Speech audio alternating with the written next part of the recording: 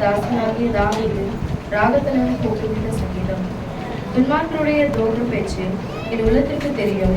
அவன் கண்களுக்கு முன் தெய்வ பயம் இல்லை.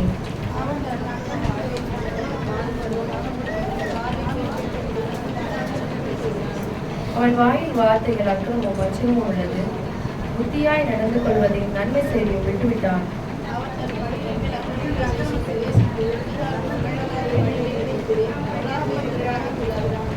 கர்த்தாவே, உமது கிருபை வானங்களை விளக்குகிறது.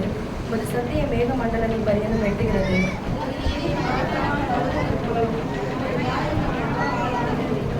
கர்த்தாவே, மனுஷரையும் மிருகங்களையும் காப்பாற்றுகிறீ. தேவனே, உடைய கிருபை எவ்வளவு அருமையானது.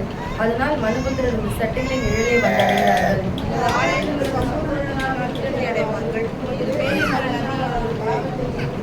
ஜீவ ஊற்று உம்மிடத்தில் இருக்கிறது.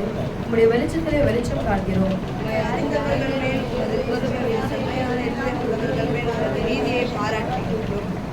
பெருமைக்காரனின் கால் என் மேல் வராமலும் துன்மார்க்கருடைய கை என்னை பறக்கடியாமல் இருப்பதாக.